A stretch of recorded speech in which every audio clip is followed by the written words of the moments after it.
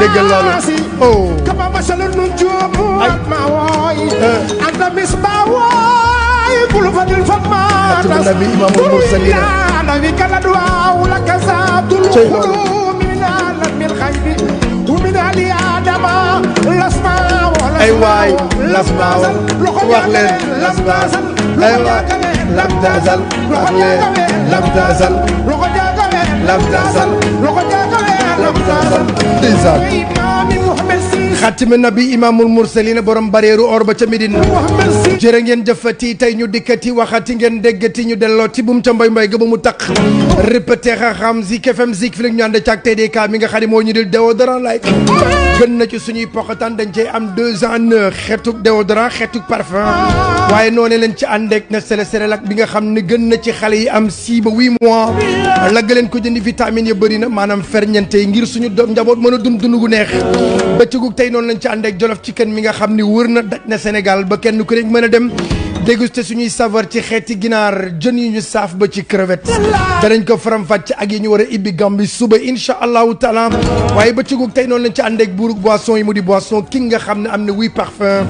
danañ ko faram-fàcce ngeen mën ko bànneexoo ci tàngoor wi ñu nekk ni waaye bëccëgu tey noonu lañ ci ànd ak free money transfert d'argent bi tax ñu mën a yónnee jot xaalis fay suñuy facture courant ndox abonnement TNT ba ci canal waaye mën a leb 300 000 ak Cofina looluy free money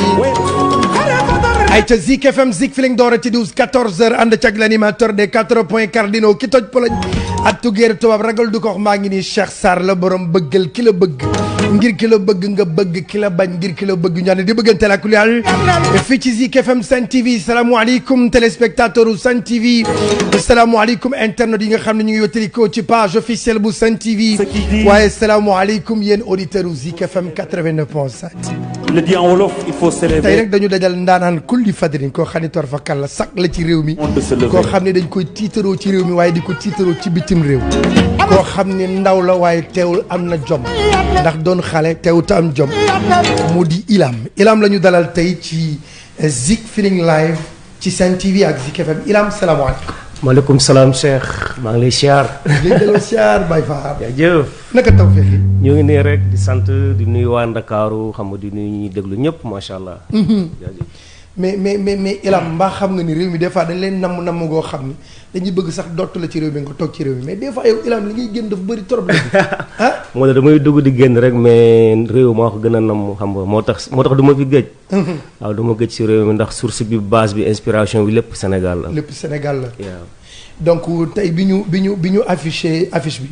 vraiment wax ni Ilam la ñuy dalal tey ci Zik Feeling Live. jot nañu ay commentaires yu bëri ci réew mi jot nañu ay commentaires yu bëri ci bitim réew. rawatina Montréal foofu moom gars yi dañ lay bëggee bu baax a baax a baax.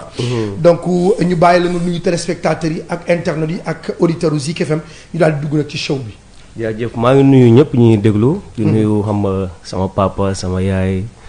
nga xamante ni tey xam nga sama fi nekkee di musique tey xam nga ñoom bokk nañ si tax ma koy def.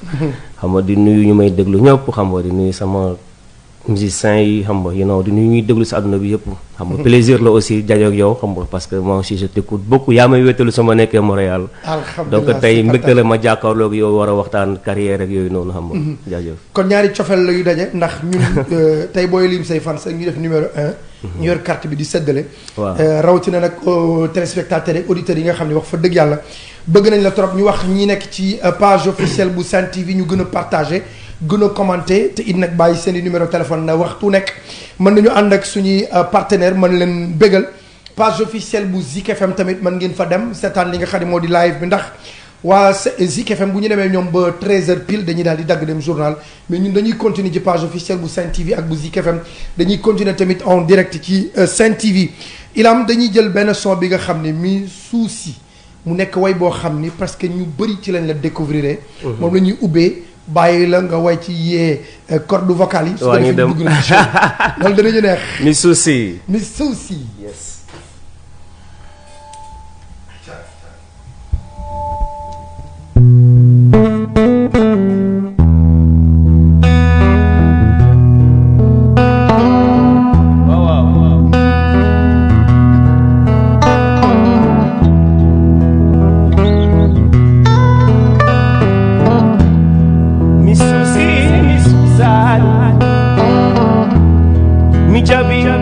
jabani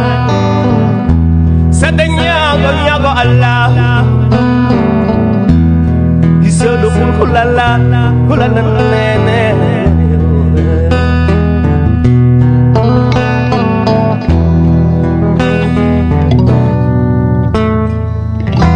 jamano khalla yoni satti nene jamano khalla yoni musi boy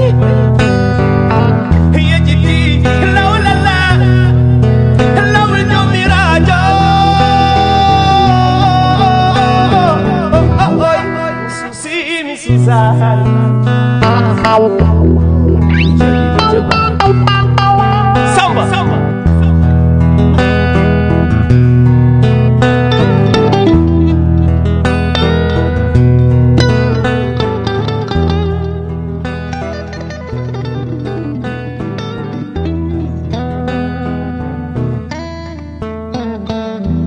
Skhimane jampama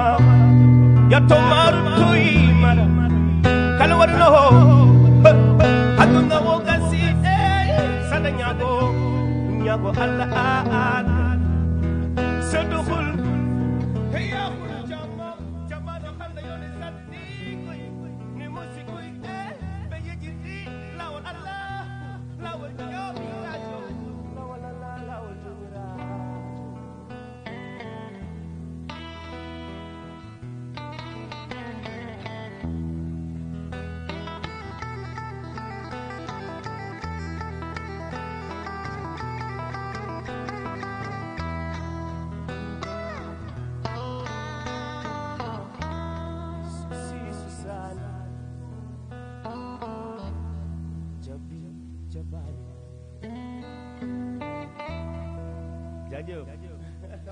jaajëfate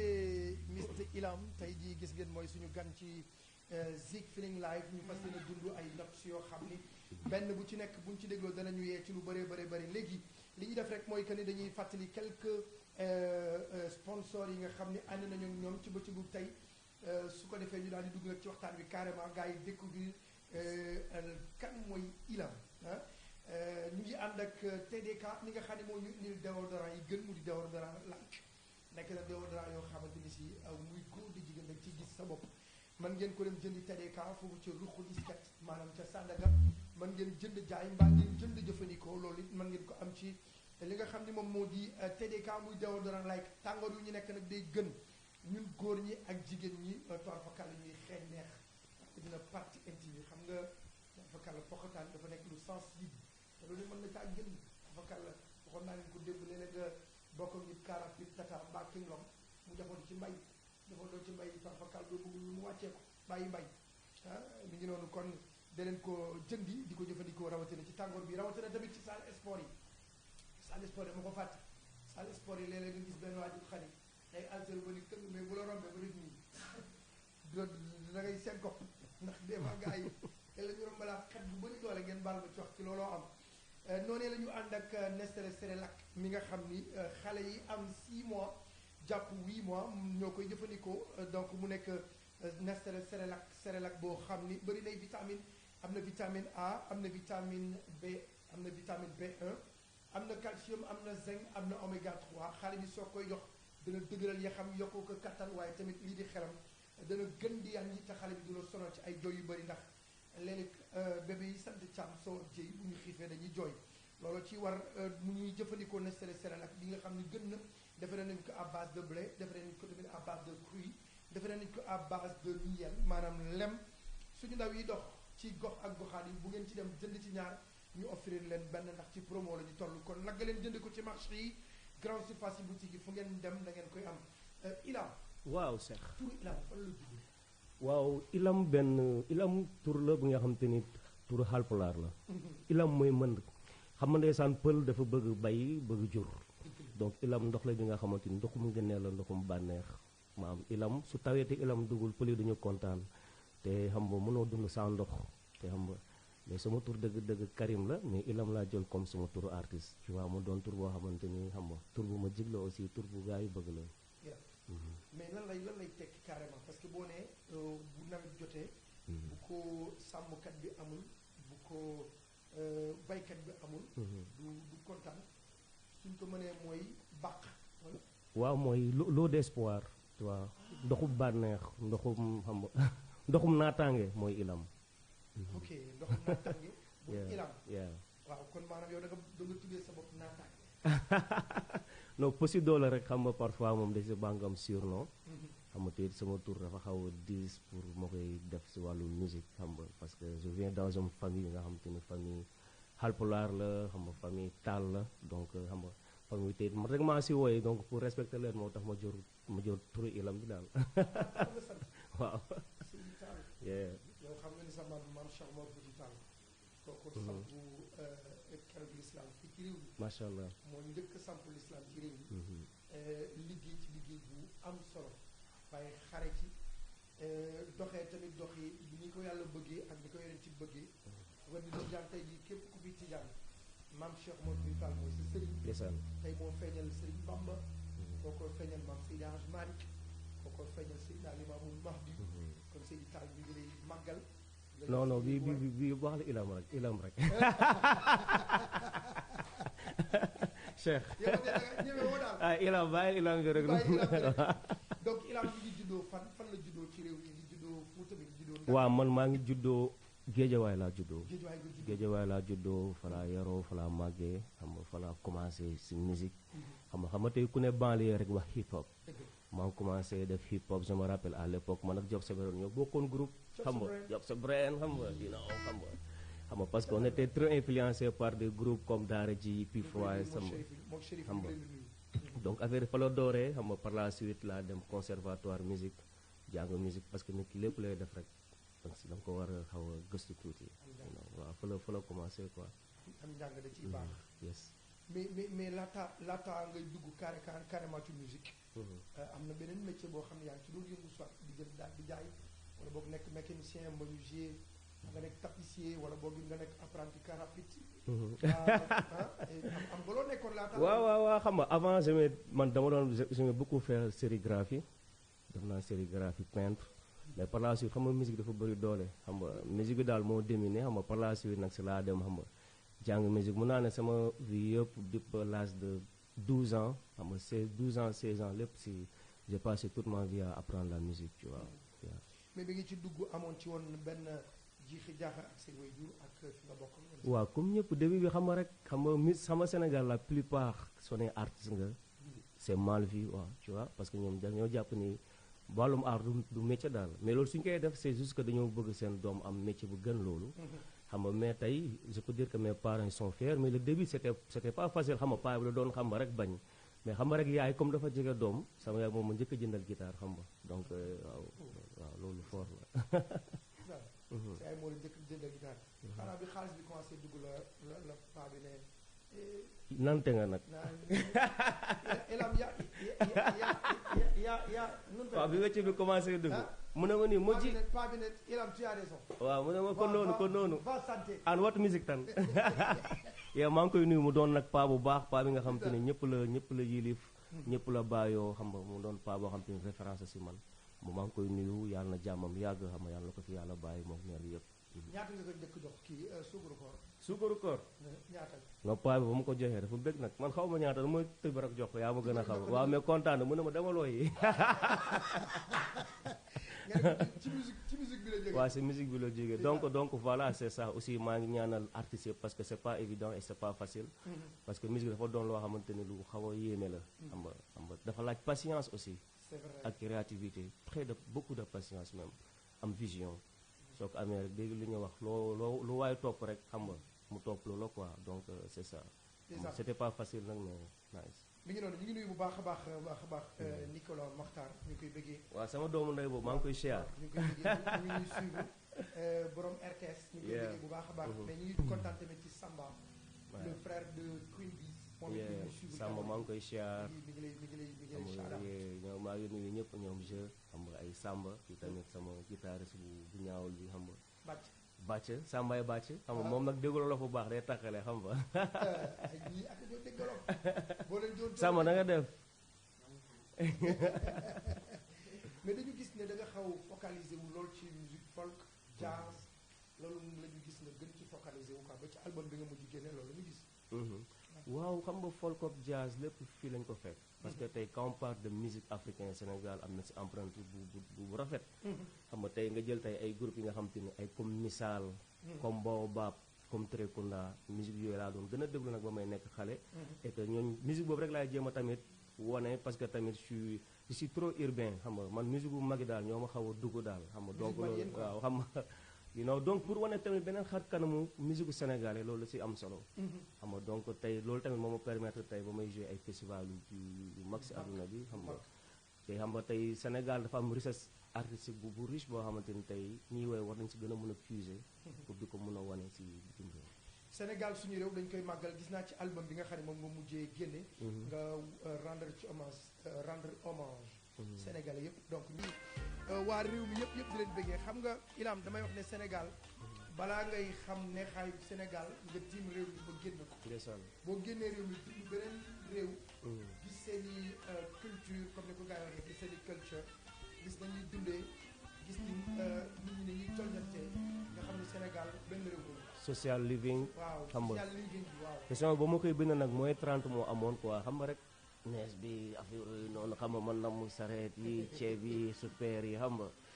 donc par la suite ndeysaan si la wooyee morceau bi xam nga tukki dafa doon lu garaaw xam nga ñun nag Sénégal suñu dëkk bi mooy gën di dëkk ndax xiif dugg kër jàmbur lekk fii rek la am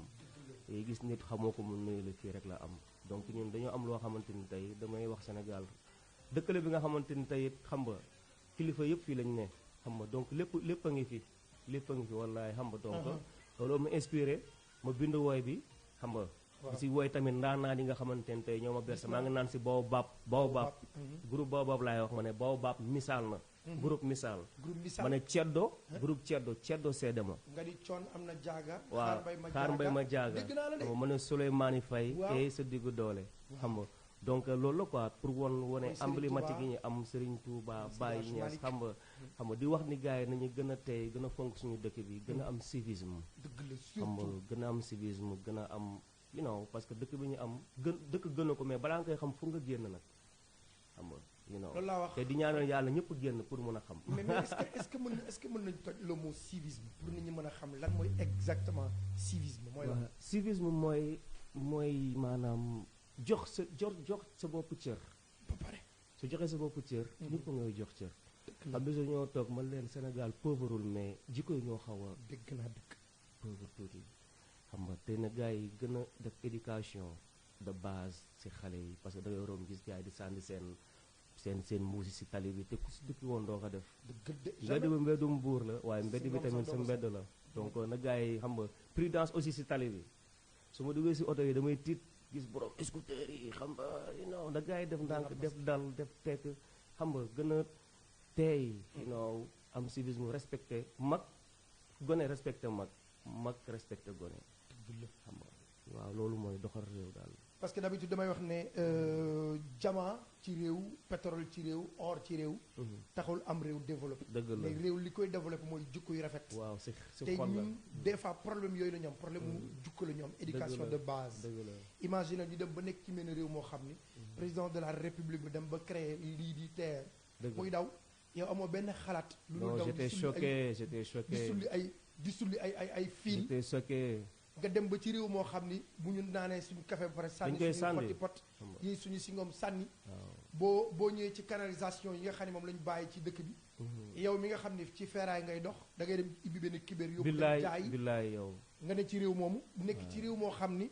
nit ki bu feesee xaram mbubitu xaram mu jël sànni ci canal bi bu taw bi ñëwee dëkk bi bouché ñu ne non état bi la fekk des fois du état bi nit ki la ku nekk rek yaa ngi sa état bopp Paul Kagame réewum ci lu mu jógee dafa jóge ci guerre bu métti wallaahi xeex bu métti Rwanda. tey nga gis réewum tey bokk na ci réew yi gën a set waaw waaw. gis nga bokk na ci réew yi gën a ñoŋ tey ñu ngi créer seen marque téléphone bopp di rek mooy di sponsoriser ay équipe di jaay seen dëkk te Sénégal xam nga dëkk la boo xam te ñëpp luñ koy wax tey foo taxaw ne sénégalais nga rek gars yi dañuy fier rawatina suñu jàmbaar jël coupe bi te bientôt incha allah coupe du monde sax daf koy ñëw incha allah xam nga donc nag gars yi gën a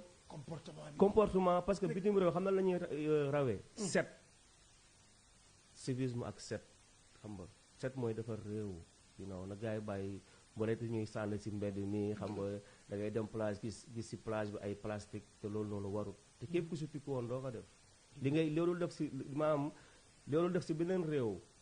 xam nga sa réew waru ko fa def quoi tu vois ce que je veux dire. dëgg la loolu am solo mi ngi noonu beneen bi ci tege mooy jukko yi ci des nag jukko yi mooy maanaam yàqante bi xeexante bi suulante bi sulente bi ku mën a weer sa morom weer ko ñu ne ci réew moo xam ne foofu lañ toll donc yooyu yëpp nañ ko xaw di bàyyi te ki gën ci yéen mooy ki nga xam ne moo ëpp yërmande ci jaam yi parce que yàlla dani li nga bëgg rek yow boo ko joxee jaam yi ma jox la ko fam ñetti xadis yoo xam ni war nañ ci bàyyi xel te yonent bi sallallahu alayhi wasallam bëggoon na ko loolu daan ko fàttali tamit jaam yi muy man kaana yuminu billahi wal yawmil axiri fala yuxdi jaarahu man kaana yuminu billahi wal yawmil axiri fal yukrim dayfahu man kaana yuminu billahi wal yawmil axiri fal yakul xayran aw li yasmuut nit ki soo mun ta wax ci moom lu baax mu ne nga noppi fal yakul xayran aw li yasmuut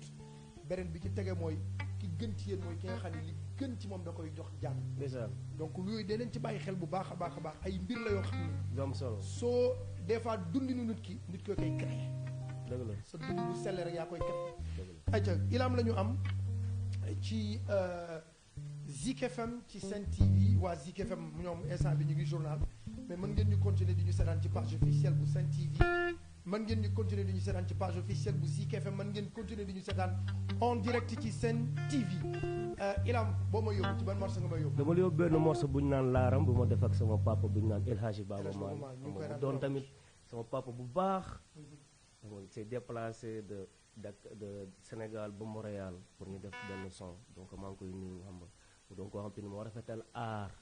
ba soo ñëwee sa papa ne ko dama bëgg a way parfois lan la def ko référence donc morceau bi maa ngi ko koy may laaram mooy xarit waaw Samba laaram daa la jàngal pulaar yow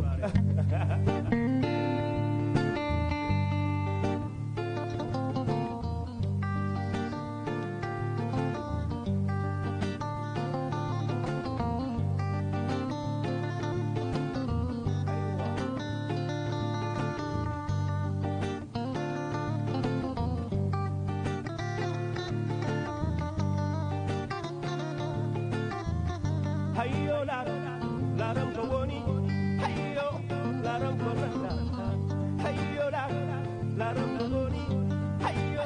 laram ko nanda ram la la la la la ra se la ra la la la la la hayo laram ko woni hayo laram ko nanda hayo laram ko woni hayo laram ko nanda la ra la la la la la la konana dami komana mami konana dami to sitane halnam miri koy madana tuma katam kan mi kandori alana ko melal jeri duniya ko mere sam sanani ko mi khalato kay kantomi sanani ko mi khalato kay ekadina banam yo manam lara yo lara hayo laram ko woni hayo laram ko nanda hayo laram ko woni hayo laram ko nanda la ra la la la la ra Samba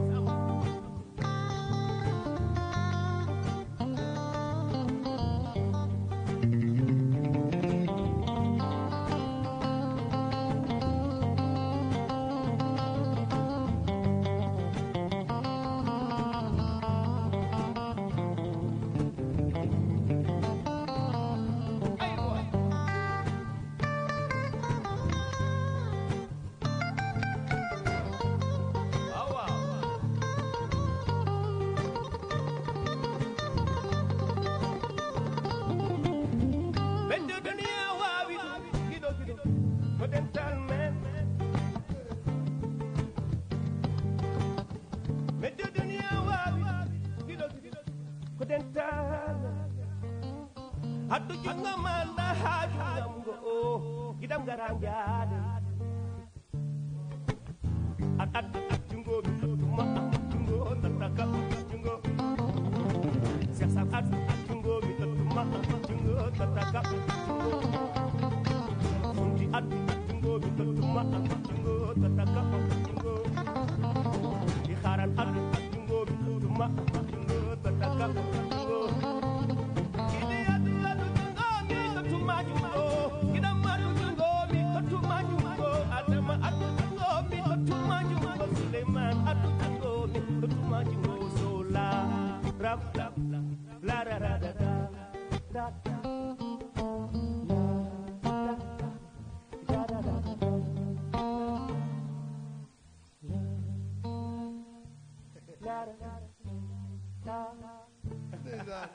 non jaajëf gaa yaa ngi koy enjoy bu baax a baax a baax a baax maa ngi siyaar gaa yëpp. c'était plaisir la en fait, you know. c'est partagé gars yi ñu ngi koy partagé gars yi ñu ngi suivre ci page officielle bu Sen TV ak page officielle bu Zik FM xam naa ci kanam tuuti dinañ dugg ci page officielle yi xool suñu internet yi nga xam ne ñu ngi fa gën a partagé gën a commenté waaye tamit bàyyi ci seen i numéro téléphone waxtu wu nekk mën ngeen bokk ci teranga yi ñu fàttali que ni ñu ngi ànd ak Jolof Chicken mi nga xam ne tubaab fa kàlla ubbi nay barabam ci Sénégal ba kenn ku nekk mën a dem déguster lii di sabar yii di ginaar yu ñu saaf waaye tamit crevette yu ñu saaf ak jën yu ñu saaf mi ngi waaj a ñëw barab yaa ngi nii am na Masalikul Jinaan am na fa boo demee Liberté 6 am na Jolof Chicken Almadi Pikine Guédiawaye Kër Massar Sicap Mbao Bargny ba Yeba am na Jolof Chicken boo demee Thiès Louga Saint-Louis Kaolack am na Jolof Chicken nga dem ci Touba Péage Touba Xayra ñoom am nañ seen ñaari Jolof Chicken centre-ville rue Mohamed 5 am na Jolof Chicken Mariste Mermoz Parcelles Assainies Nord Foire Point E yooyu yëpp am nañ Jolof Chicken Médina rue 6 am na Jolof Chicken ak Tivaouane fi mu toll nii li ñu bëgg a def mooy que ne ñaar la ñuy ubbiwaat ci Sénégal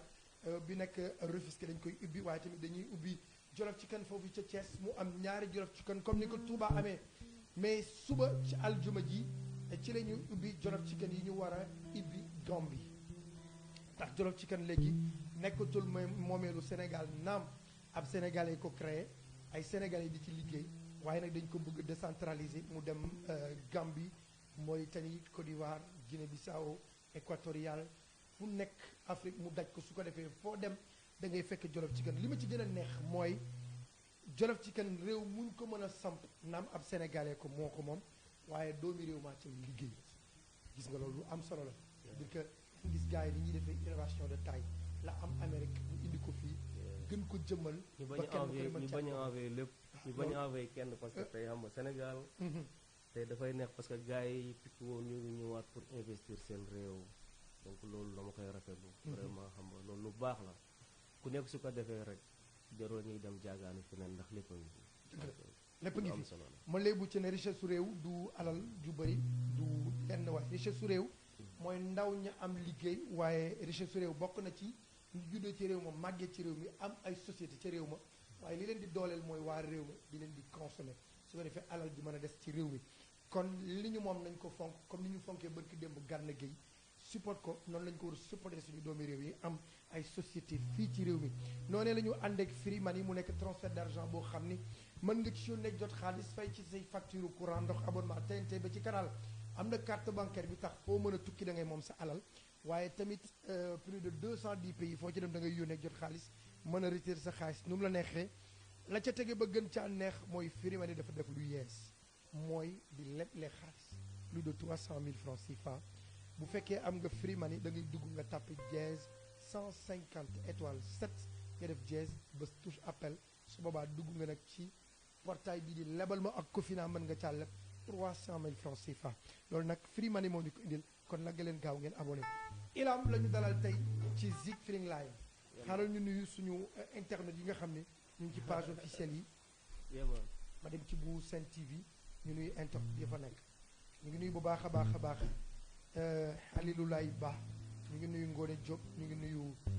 Christine Sarr ñu ngi nuyu Fatou Ndiaye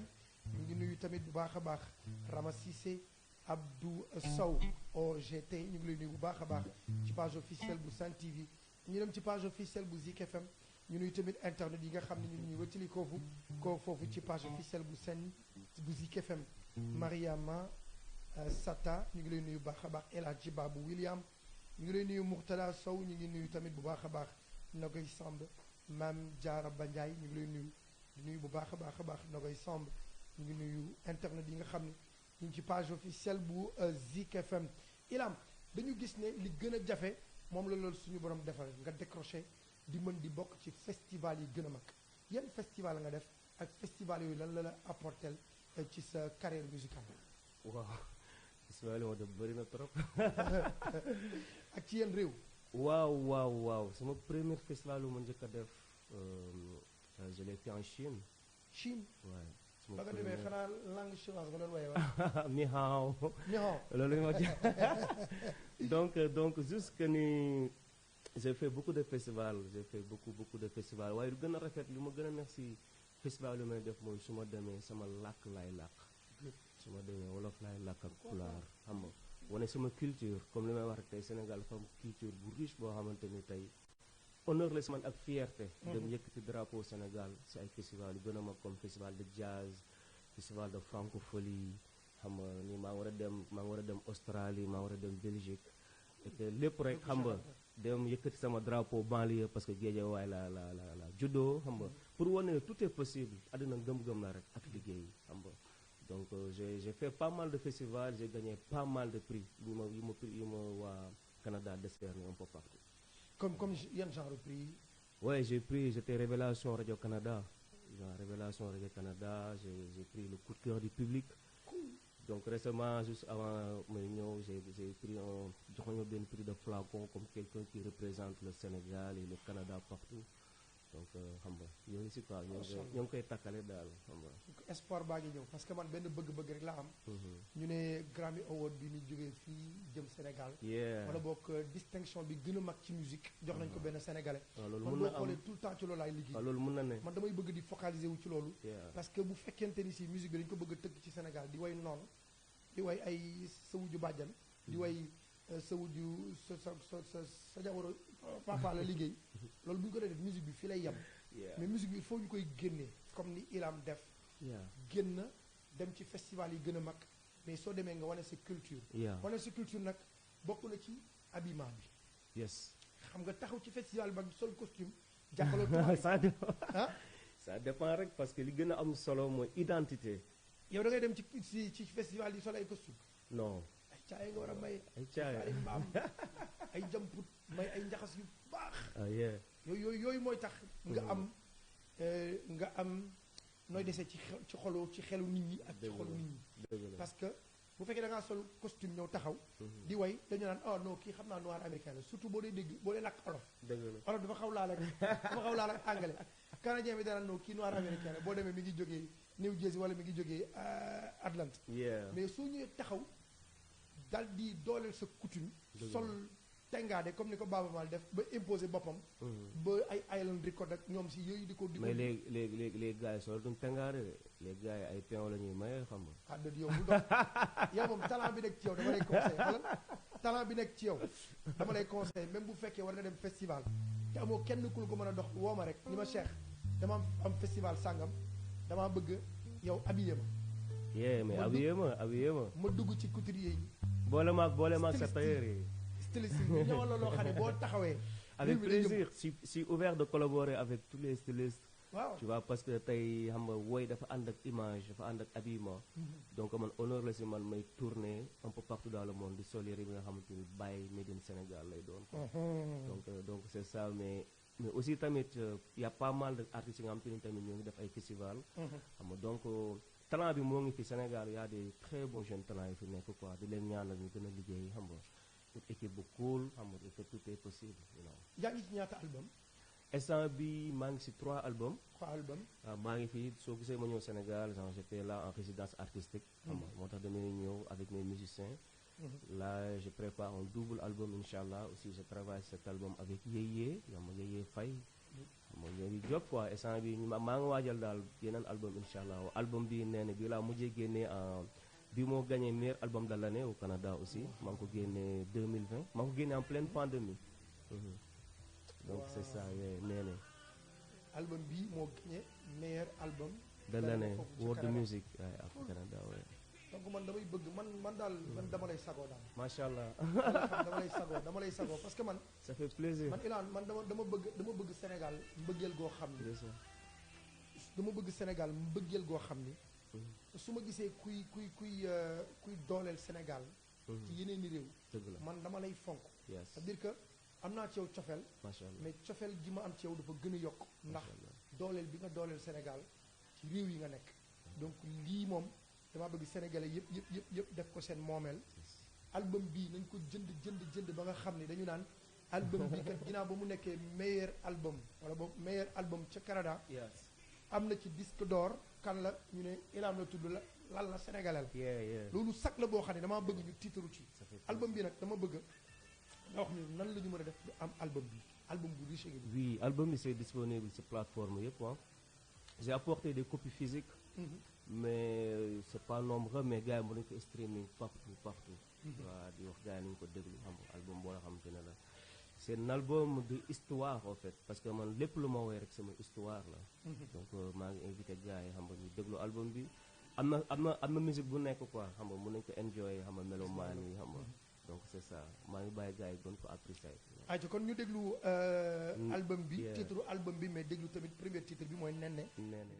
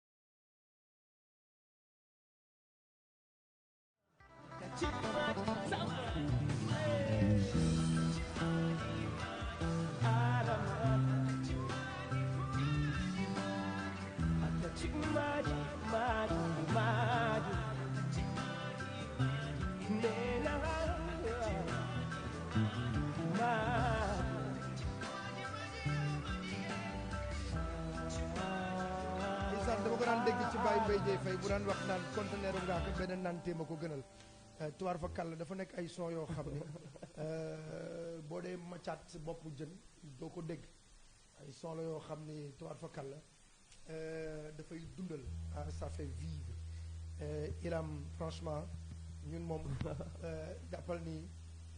daan nañ la support mais day gën a dañ lay gën a support. Yeah, thank you. ndax vraiment sakk nga ci réew mi di Sénégal waaye sakk nga tamit ci Afrique. Mais ci musique bi nga xam ne ci nga nekk boobu léegi nii. à part El Hadj Baba Man yan artiste nga defandoon featuring. Yeah, j'ai fait une featuring avec Metadia de Cornerstone xam nga benn Sénégalais la bu ñu respecté US un peu partout si monde reggae musique bi.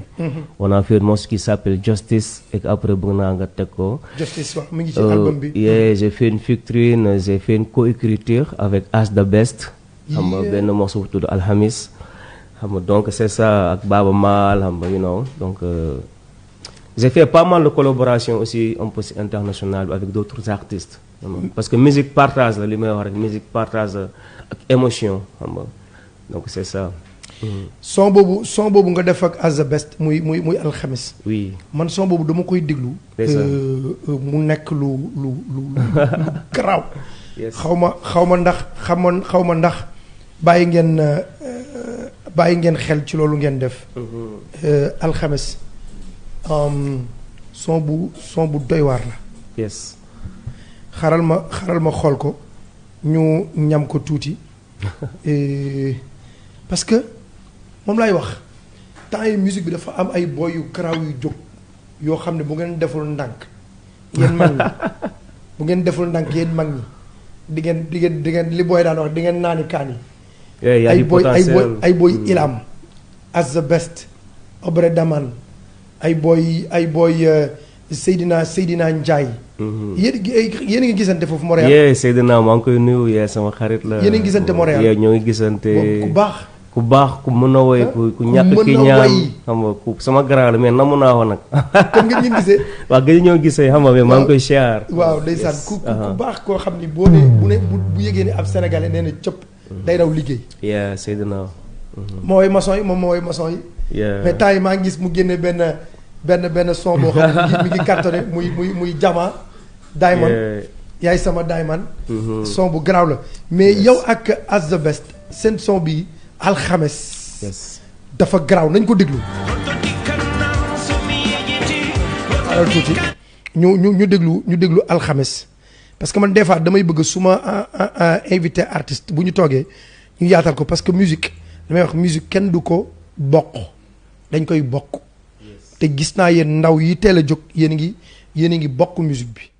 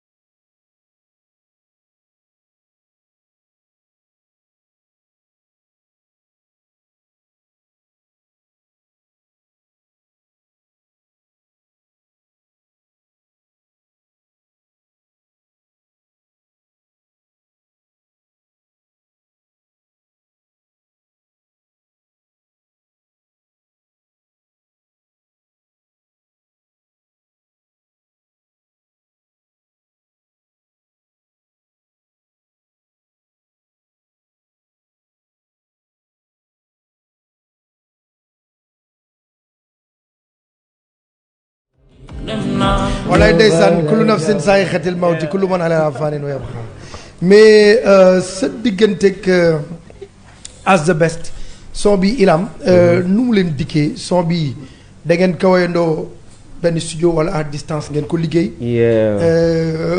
jokkoo bi nu mu demee. jokkoo bi parce que As dama doon bind ba may nekk Montréal lu bëri xam nga il voulait faire un morceau avec moi xam nga.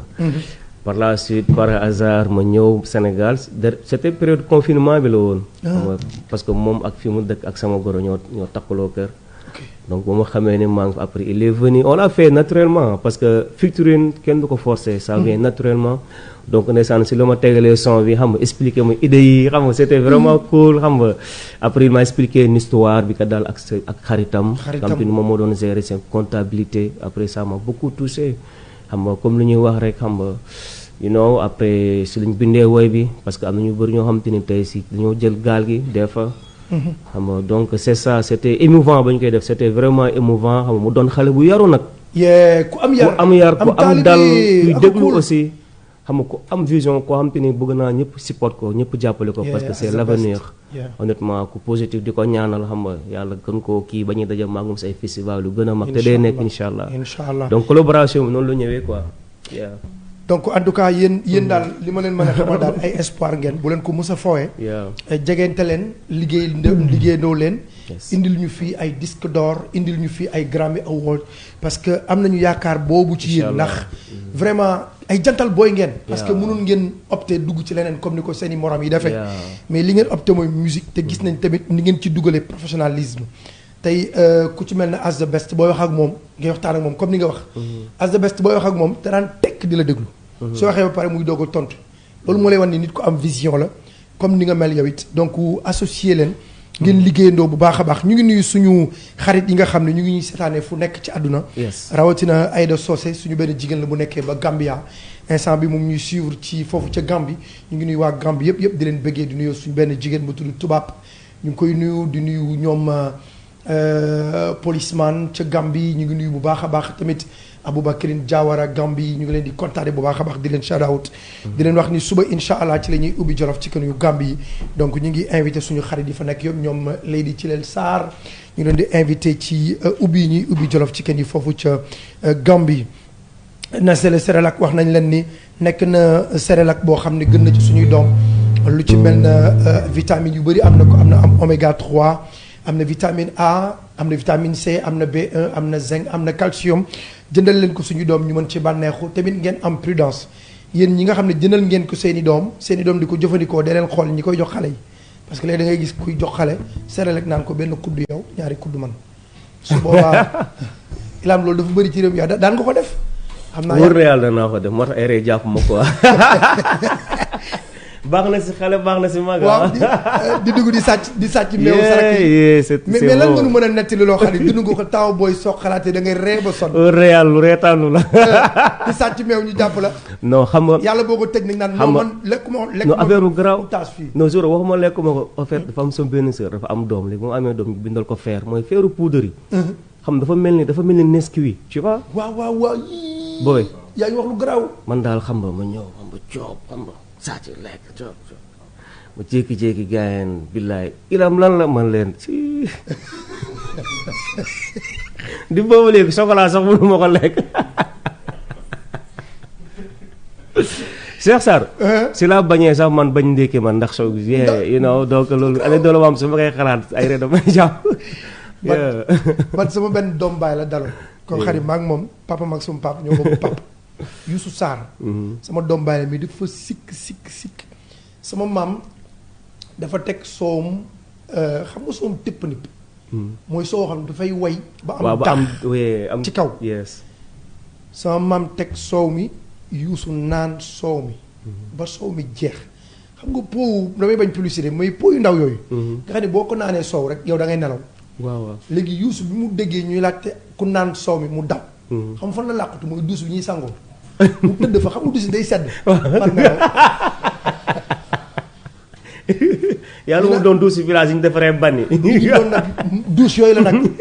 te xam nga douche yooyu boo ci ñëwee rek Youssou dafa doon làqatu de Youssou Sarr su ma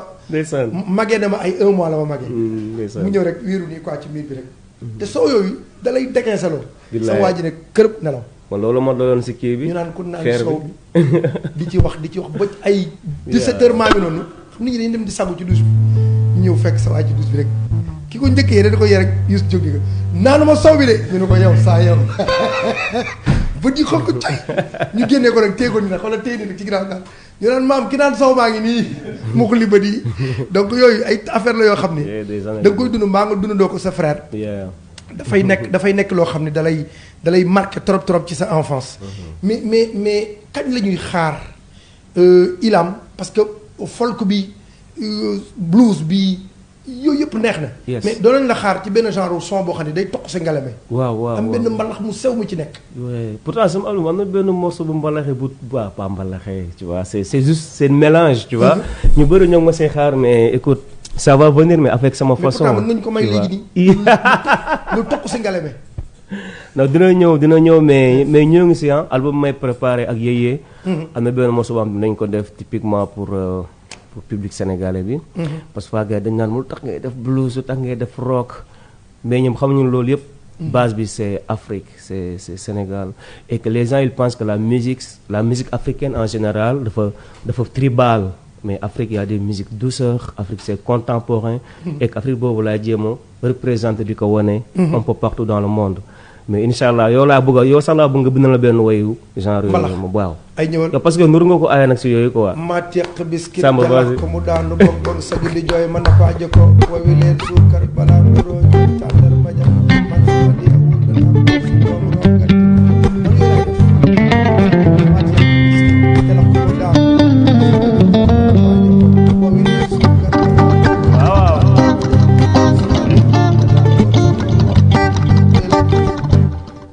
yaa ngi si tam dañuy def léegi lu yàgg ñu ngi nuyu bu baax a baax suñu mbokk yi ñu seetaan fu ñu mën a nekk ci àdduna bi rawatina waa Kër Momar Sarr nga xam ni fa laa juddoo yaroo fa màggee fa ba mu gënal ma New York nga nekk foofu ca Amérique donc maa ngi nuyu bu baax a baax waa Kër Momar Sarr yëpp rek di fàttali tamit auditeurs u Zik FM yi nga xam ne jamono ji ñu ñuy jot en marche ak téléspectateurs u Sen TV internet yi nga xam ne ñu nekk ci ñaari page muy page officielle bu Sen TV ak bu Zik FM suñu gan tey Ilam la mu nekk ndaw loo xam ne ñu ngi juddoo Guédiawaye yaroo Sénégal màggee Sénégal mais yóbbu culture Sénégal foo xam ne mënu leen ko sax imaginer xam nga li ñu naan bët li ko composé mooy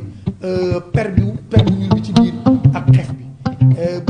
bët bi lu mu mën a gis du mën a gis xef fekkee xef bi mooy tax sax bët bi di mën di gis bu baax a baax est-ce que dañu fi waxee maanaam Ilam sénégalais la gisuñu ko bu baax a baax nekk mu ngi bitim réew tey tubaab bi ko gisee moom taw ñëw fotow moom dañuy raam ñëw fotow moom kon ku ñu war a dooleel la ku ñu war a jàppale la ba musique am gën a ñokk dama bëgg benn son boo xam ne bëggoon naa ko teg ci album bi mais dama bëgg nga may ñu ko en live muy jaral ma tëgg guitare xaw a ça me faisait jaro bi parce que là j'ai perdu encore de là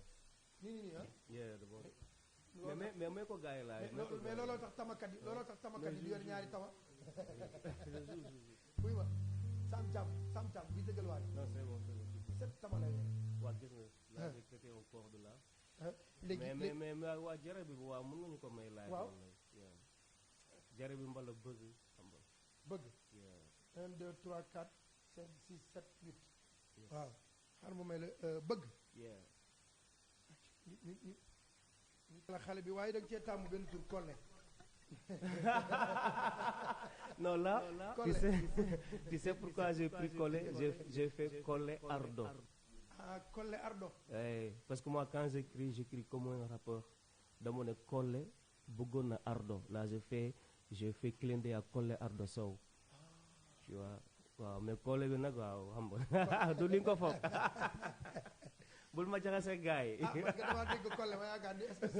soxna si tuut mais yaa ngi soxna man non man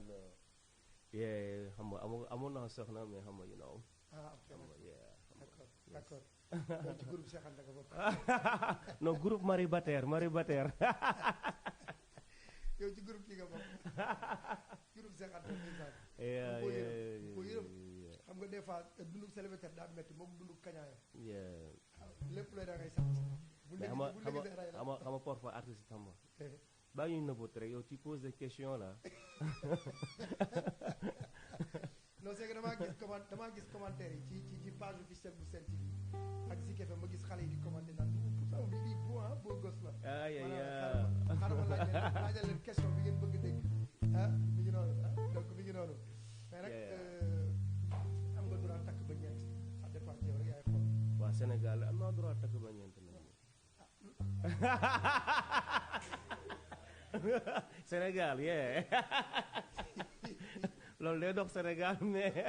yow su ma la toppee yow. man daal xam naa ne góor ñi tubaab yi ci réew mi léegi dañoo bëri daal. mais pourtant même foo mën a nekk léegi fi mu toll nii bu dul France bi nga xam ni moo ñu koy tere mais yaa yenn réew yi. man am ko droit lonk ñett. waaw yow moom waaw am naa sama benn xarit boo xam ne Serigne Fall.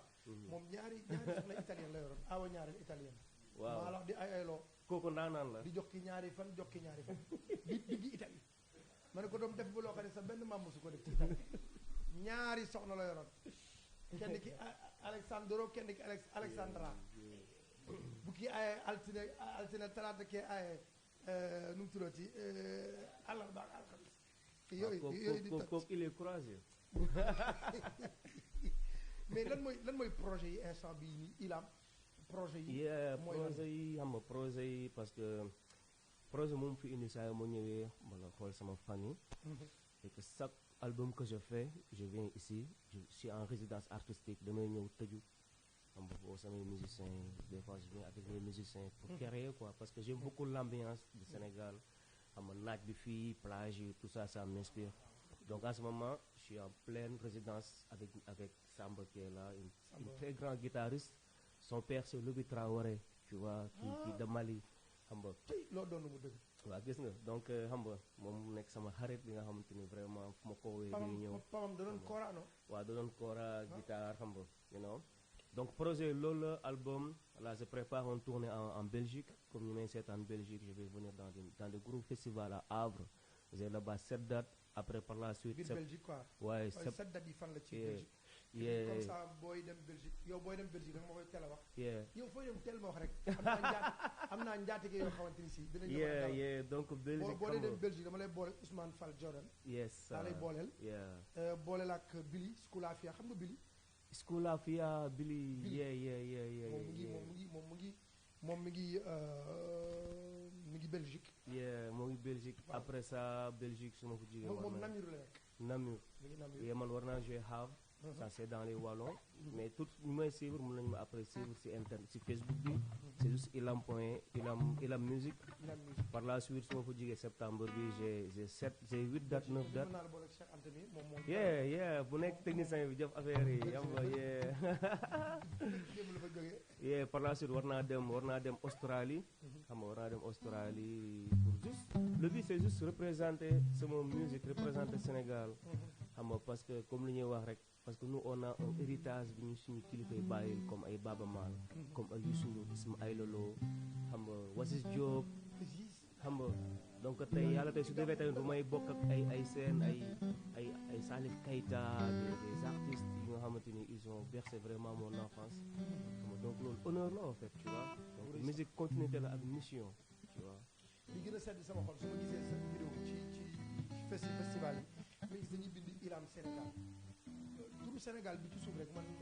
daf may dal dama bëgg réew mi daal dama bëgg réew mi trop mais Ilam réew mi léegi ni muy doxee ci li ngay dégg léegi ray yu bëri yi violé nañu diw bañ ko violé parce que dañ ko ray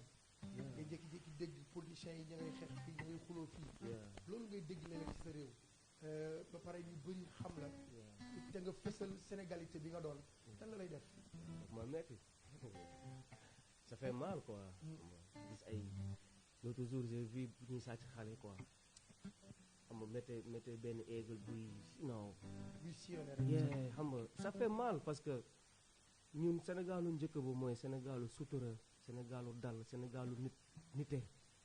you know ça fait ay agression comme man quand je sors là ça m'a des trucs quoi xam nga parce que kenn xamul maanaam tey ñu bor ñi ñoo yàq ñu baax ñi te yow da ngaa neex a sàcc xam nga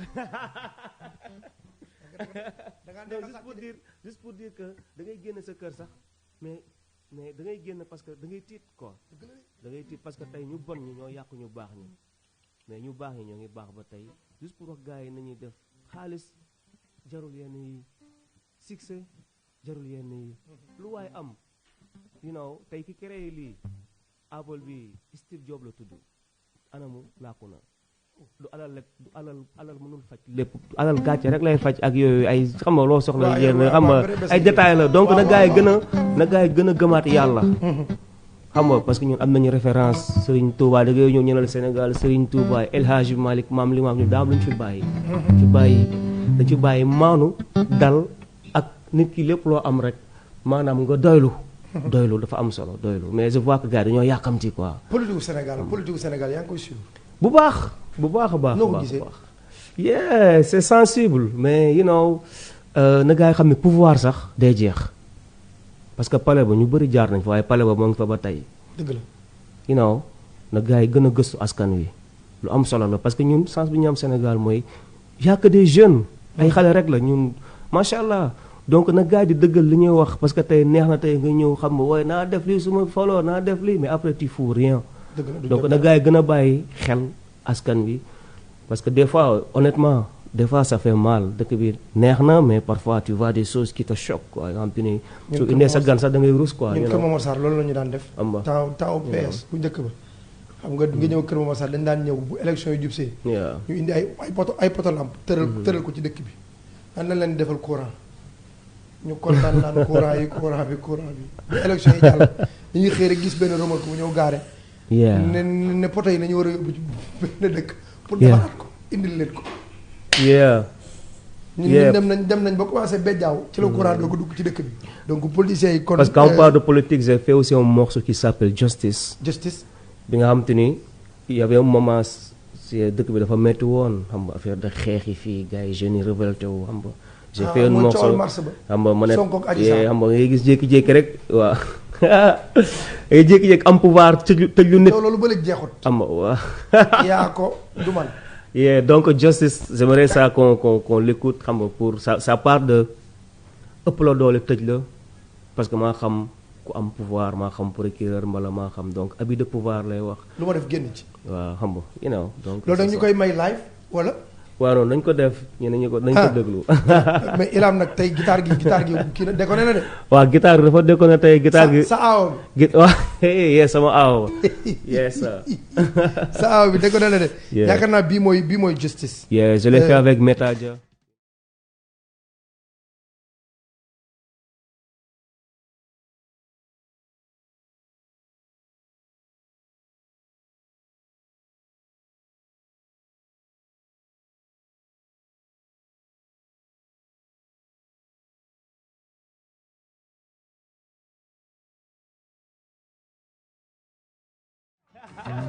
bul taal affaire yooyu de bul ko fi taal de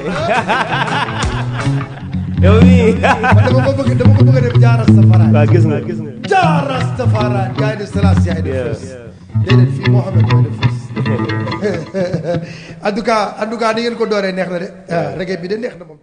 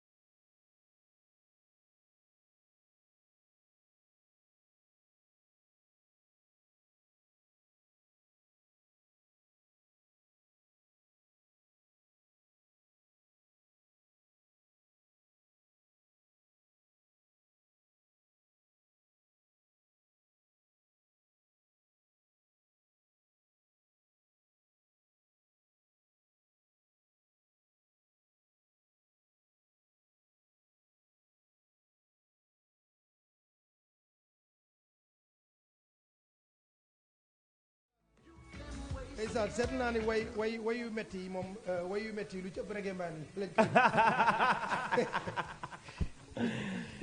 koy way yu metti yi daal way yu metti yi daal gis naa reggae rek rap bu dee bëggal ñu jox ko mbalax beeg folk beeg blues bi mais yu metti yëpp mais attends mais reggae man dañoo woy mbëggeel ah. non reggae man daal benn reggae man daal laa ci gis boo xam ne wax dëgg yàlla boo xam ni jël na benn wayam boo xam ne toir fakal dippee ko yaay muy Sisla Sisla waaw moom xam mais est-ce que amuñu Sénégal am na ay Sisla fii nii mais oui y a Ombre y a Li Diop xam nga y a Meta Diop bi génne album bu cool mais il faut nga déglu ko mais gars dañu woy mbëggeel rek reggae man ne nii reggae man yi daal sa xam nga reggae man ay loofa lañ reggae man daal seen way daal dëgg bu leen ko gaañ ak bu leen ko rey ngay dégg ak wàññi leen njëgu kii bi njëgu waaw kaali bi cancer ak yooyu yow ak légaliser leen yow baal ba reggae man xaaru si suuf rek mais man reggae man daal sa waay man daal bu weesoo jàmbaar ji yi ay cons su ma nekkee nag ci rajo bi mën naa leen balaxal mais su ma génne yi ay cons non oui j'étais surpris ba nga waxee tu veux faire une émission avec moi mais tu écoutes du bon quand je dis le monde je fais une émission avec toi genre comme ok genre mais moi j'étais surpris juste pour dire que y a d'autres choses aussi tu vois xam nga mais yow bi ñu la waxee Cheikh Sall ngay def benn émission loo xalaat man nga naan ca am mbalax man laay def waaw dama ne sa mbalax bala mais yow Ilam est-ce que xam nga ni man non man mbalax non mais je dis non ama ne yooyu gars am na fi da laa ilaaha illallaah Ilam xoolal man damaa judd ci musique parce que dama doon togg ak ay mooy jantal grand yi nante grand yooyu nga xam ni dañoo xam musique boobu koŋ melomaan yi man maa ngi njëkkee déglu musique ci ay reggae di déglu ay Bob Marley di déglu ay Tiken Jah Fakoly yi mit yooyu daan déglu ay Sisla di déglu ay style di gars yi wooy ay marijuana yooyu man yu déglu yow man xanaa mooy ay Wally Seck yi booy yi ñoo ma dugal ci mbalax rek waaw non mais baax na mbalax j'écoute du mbalax j'adore man yee man damay fecc mbalax j'adore comme yii nii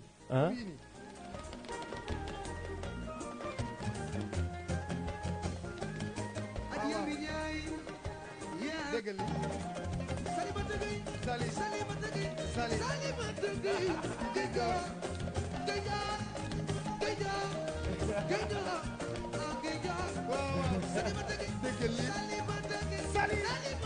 Sali Géjara waaw est-ce que xam nga benn affaire ni ma la mënee def ay Salimata Gueye yi bu ma duggoon ci kabo nga ni ma kabo laa gën a man su ma duggee ci zouk yow melomaan t'écoutes tout en fait man melomaan laa waaw mais c'est bien li gars yi wax man melomaan laa c'est bien tey ji bu ma duggoon ak yow ci ay waa dëkku ñoom Cheikh Anta bi Grand Yoff bi nii di la tegal ay son yoo xam ni da nga naan lii lu mu mooy loolu Ilam vraiment kontaan nañu trop bëgg nañ ci vraiment kontaan bëgg nañ ci opportunité bi ñu may macha allah jege la ça fait plaisir bëgg nañ trop tamit ci yombal gi ñu ko yombalal ça fait plaisir li ma ci gën a neex mooy bi ñu la ko waxee li nga njëkk def mooy que ne est-ce que mën naa indi orchestre ale la non Ilam nag loolu day ëpp orchestre day ëpp indil ñaari guitare ba ñett rek nangam sax ñu gérer ko lu lépp day wane mbëggeel gi nga bëgg li ngay def waaye image bi nga bëgg jox sa bopp loolu ñu ngi la ci d'habitude ñu ngi ciy kontaan mais ñu ngi lay encouragé bu baax a baax a baax di la xamal ni bàyyil ne heure boo dee tukki am na loo bàyyi ginnaaw muy Sénégal waaw lu am solo la maa la gën a kontaan trop xam nga di wax gars yi xam nga war naa jouer le 28 ñu ma bëgg a déglu le 28 bii nii waaye war naa jouer Atlantique Penc war près de Magic Land mais déglu ñëpp maa leen di invité aussi y a beaucoup de monde qui me dit quand est-ce que tu joues vraiment au Sénégal maa ngi préparé une affaire bu mag xam nga bi nga xam te ni je veux faire venir sama musiciens yi ak Samba et tout xam nga li nga xam te ni concert bu mag lay doon comme les concerts que j'ai fait un peu partout dans le monde j'aimerais faire cette même spectacle là terrain à mon 6 avec son lumière et tout xam nga mu nekk vrai show tu vois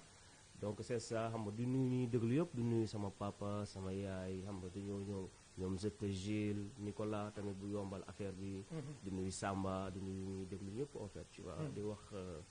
nañu gars yi ñaanal xam nga ñoo ngi si yoon bi incha allah xam nga donc plaisir la quoi honneur la. Yes.